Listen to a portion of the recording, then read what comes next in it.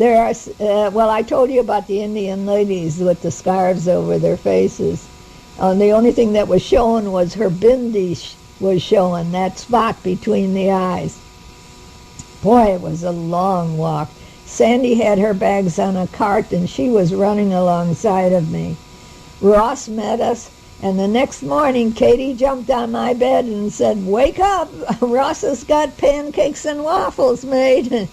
The sad part of coming home is hearing of all the people who died. Ali Kazan, Donald O'Connor, Althea Gibson. Anyway, we all have to go, but we think those people are rich and famous and have the personal doctors, you know. Well, we all want to wait and be the last one. So, you know, my thanks to Sandy and Ross for a great bread and gourmet food, and bye-bye to Katie and Dee Dee. Here's what I remember about Scotland. Here are a few of my thoughts.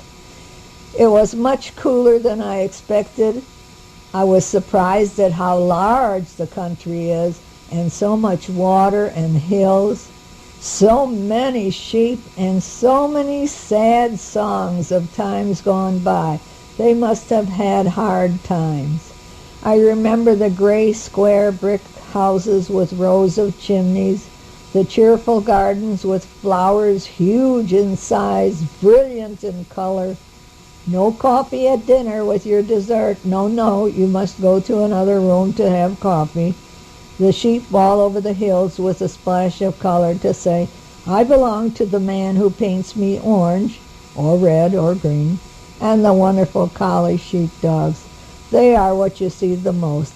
But there are other beauties, lots of Scotties and poodles. But where are the cats? And the coos with horns long enough to hang all your coats on. Waterfalls from high hills. The people were kind and smiling to us, but hard for us to understand. We would say, "What did you say? Say it slow." Hay in the fields ready for winter. Plaid, P-L-A-I-D, means a very large piece of material that is a garment and blanket combo. And at one time it was shortened by someone because it was hot, and it became a kilt, maybe for the warm weather wear. I am still trying to see under the kilt. My survey of 5 kilts turned out 3 with underwear and 2 with feel upwards, and you will know. I was doing that till Sandy hollered at me and I had to stop. I was almost there. It was a fine trip, and being with my friend Sandy made it better. We must be getting older because we didn't get into any big trouble and hardly any little trouble. It was so nice meeting all of you, and especially those New Zealanders and Canadians. Lots of laughs and good memories. Love to you all. This is Pearl. And then we still have maybe a moment or two. Let me try and look. God, it's so hard to see this thing. I know a man did this. A woman would not build like this. But the Airwaves gum is made by Wrigley, and it's only made over in England. And when you bite into it, that vapor, Airwaves vapor, goes up into your head and your nose, and I can breathe again. It's like having a bad cold, you know, and having that. And I got home, I looked all over. Finally, my grandson, who is a salesperson, a salesman, and buys and sells for big companies.